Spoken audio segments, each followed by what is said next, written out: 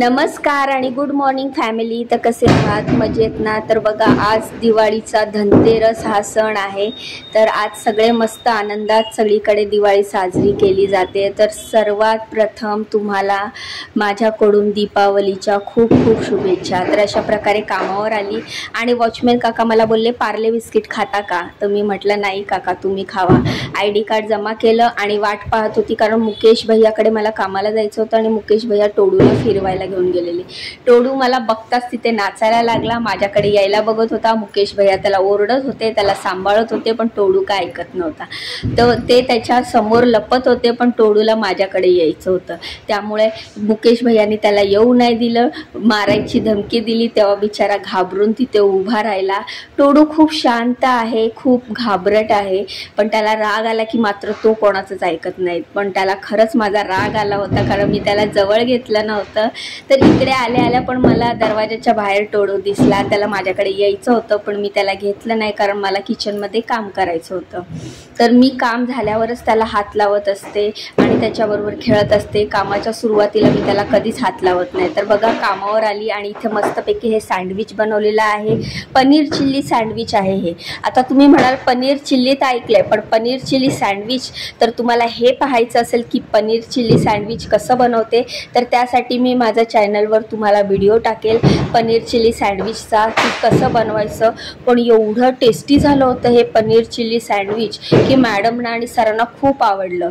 तर paneer chilli sandwich बनवून मी माझ्या दुसऱ्या कामावर जाणार आहे. त्यानंतर पुन्हा ह्या कामावर येणार आहे दुपारचं लंच बनवायला. मॅडम आणि सर म्हटले की लंच आज आम्हाला गरम गरम पाहिजे. तर बघू शकता किती मस्त दिसतंय हे पनीर चिल्ली सँडविच, आणि त्याच्यामध्ये मी चीज पण टाकलेलं आहे. तर सरांना आहे ना चीज शिवाय सँडविच इनकम्प्लीट वाटतं. तर अशा प्रकारे सँडविच बनवलं, मॅडमना आणि सरांना नाश्ता दिला आणि मी आली दुसऱ्या कामावर. हे काम संपवून मला परत लंच बनवायला त्याच कामावर जायचं आहे. तर दुसऱ्या कामावर मी आली. तिकडे रात्रीच्या चपात्या उरल्या होत्या. त्या चपात्यांची मी ही फोडणीची पोळी केली होती. तर खूप छान टेस्टी लागते ही शेंगदाणे कांदा बटाटा टाकून फोडणीची पोळी. कुकरमध्ये मसाले भात केलेला, जसा की लग्नामध्ये करतात ना, लग्नात किंवा पूजेला वगैरे करतात. तर असा लग्नामध्ये मोस्टली गावाकडे असतो. वांग बटाटा कांदा टोमॅटो घालून असा पातळ असा भंडारा वगैरे असतो ना, तिथे पण ही असा मसाले भात असतो. तर खूप टेस्टी लागतो. तर मॅडमना आणि सरांना इकडे असंच आवडतो, खिचडी किंवा मसाले भात. तर जिथे जिथे ज्या ज्या कामावर मी जी जी रेसिपी बनवते ती त्यांच्या पद्धतीने त्यांना जशी आवडते तशी बनवते. तिथे आपलं डोकं चालवायचं नाही. हां, मात्र नवीन नवीन रेसिपी त्यांना सांगायच्या, पण त्या रेसिपीमध्ये काय चेंजेस करायचे, त्यांना किती तिखट हवं आहे, त्यांना कसं किती मीठ हवं आहे, हे सगळं त्यांच्या पद्धतीने त्यांना आवडेल असं करते.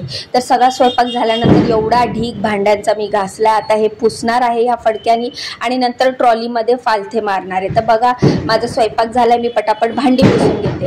तर बघा मंडळी, माझी सगळे भांडे पुसून झालेले आहेत. सगळं जेवण झालेलं आहे. उकडलेले बटाटे होते ते मी कापून ठेवलेले आहेत. तर काहीतरी त्याचं बनवणार आहे. मॅडम मला बोलले बटाटे कापून ठेव. फोडणीची पोळी छोट्या भांड्यात काढलेली आहे. खिचडी देखील डब्यामध्ये काढलेली आहे. कुकर वगैरे सगळी भांडी घासलेली आहे. किचन गॅस क्लीन केला आहे. घासलेली भांडी मी पालथी मारली आहे. गॅसचा मेन नॉब बंद करून आता मी परत जाणार आहे पहिल्या कामावर, जिथे की मी ब्रेकफास्ट बनवून आली होती आणि मला आता लंच बनवायचं आहे. तर बघू शकता तुम्ही, मी इकडचं काम माझं पूर्ण झालेलं आहे आणि आता मी परत त्याच कामावर जाणार आहे, पहिल्या कामावर, जिथे मी सँडविचचा ब्रेकफास्ट बनवून आलेली. तर इकडे आल्या आल्या मी हे बटाटे वगैरे सोलायला घेतले, कारण इकडे आज लंचसाठी स्पेशल बनवायचं आहे. तर आता तुम्ही बोलाल काय बनवणार आहे लंचमध्ये, तर ते तुम्हाला पुढे बघायला मिळणारच आहे. तर पटापट असे सगळी चॉपिंग कटिंग करून घेतली. त्यामध्ये सुट्टीचा दिवस असल्यामुळे एक टेक्निशियन आला होता सरांकडे आणि मॅडमकडे, त्यांचं काहीतरी काम करायचं होतं. तर त्याला देखील चहा बनवायचा होता.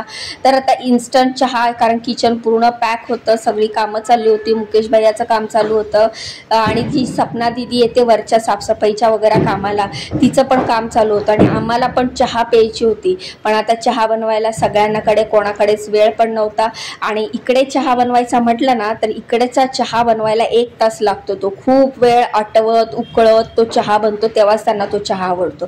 तर तुम्हाला दाखवते मी काय काय कापले. गाजर कापले, बीन्स कापले, 2 हिरव्या मिरच्या घेतल्या आहेत, फ्लॉवर घेतलाय, बटाटा घेतलाय, शिमला मिरची घेतली आणि खूप सारे टोमॅटो सगळ्यात चिरलेले. आता तरी ओळखा मी कशासाठी एवढ्या भाज्या चिरल्यात. हा थोडासा बीटरूटचा तुकडा घेतलेला आहे, ज्याचं साल काढून ते पण मी चॉप करणार आहे. तर अशा प्रकारे सगळ्या भाज्या कापून झाल्याच्या नंतर त्या टेक्निशियन दादाला मी चहा बनवायला घेतला. तर त्याच्यासाठी चहा बनवायला घेतल्यावर सगळेच म्हटले की मी पण घेणार. तर मग मी सगळ्यांसाठी चहा बनवायला घेतली.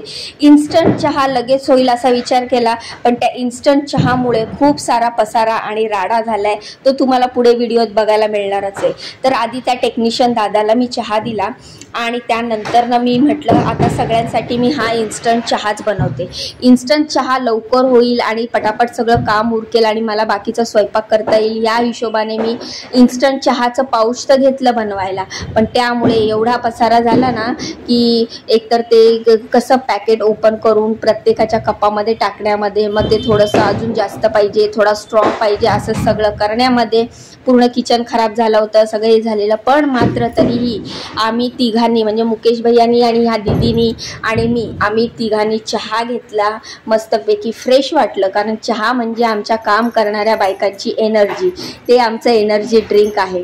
नाही म्हणजे मी एवढा चहा घेत नाही, कामावर असते तेव्हाच माझा चहा होतो जास्त, पण त्या व्यतिरिक्त माझा चहा होत नाही. तर बघू शकता तुम्ही, सपना दीदीने ह्याच्यातनं त्याच्यात चहा करण्यामध्ये चहा सांडवला, त्यानंतर मी पण ह्याच्यातनं त्याच्यात करण्यामध्ये चहा सांडवला आणि पूर्ण किचन पूर्ण खराब झालं. त्यानंतर ते पुसून मला पुन्हा काम करावं लागलं. तर बघू शकता तुम्ही, अशा प्रकारे आम्ही तिघांनी मिळून मस्तपैकी चहा घेतला सगळ्यांनी. आणि मग चहा घेतल्यावर जरा एनर्जी आली, फ्रेश वाटलं आणि खरंच चहा चांगला झाला होता. म्हणजे इन्स्टंटच्या हिशोबाने खूप छान चहा झाले. तर बघा, हीच ती रेसिपी मी बनवली. पावभाजी बनवली होती लंचमध्ये. तर मस्त पावभाजी, टेस्टी झटपट होणारी पावभाजी आहे. टोडूला सकाळचा राग आला होता, त्यामुळे तो रुसून बसलेला. मी आवाज देत होती तरी ऐकत नव्हता. शेवटी सपना दीदी त्याच्या जवळ गेली, त्याला मांडीवर घेतलं, त्याला मनवण्याचा प्रयत्न केला.